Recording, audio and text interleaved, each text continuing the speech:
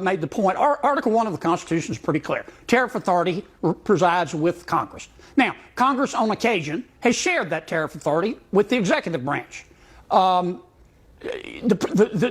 Supreme Court today said we didn't share as much tariff authority with the president as he said we shared with him in the IEPA statute.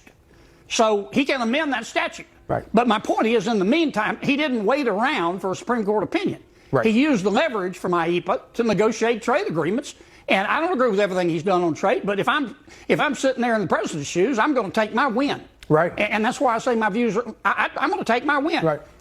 This is not a total defeat. You have to say, and I love your analogy of President Trump as a bear and a grizzly bear at that. He fights for what he wants, and he fights what he believes is best for the American people, which is how he has been so successful in his political career. But it is kind of interesting on the conservative side of things, on the Republican side of things, we're having lots of really interesting discussions with very serious people coming, offering serious solutions to problems like open borders and how to deal with Iran and how to deal with tariffs and all these kind of things. And over on the Democrat side, across the aisle from you, there's just crickets of intelligence over there.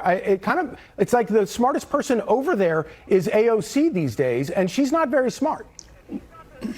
Well, it's not all crickets. Congresswoman Ocasio-Cortez went to Munich this week and made some comments about foreign policy. Look, I don't hate anybody, and I certainly don't hate the Congresswoman.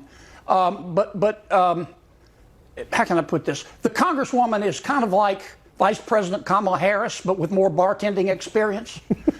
She has never been accused of being a policy maven. You put her in a presidential primary with Elizabeth Warren or Rahm Emanuel, they will devour her like a light snack.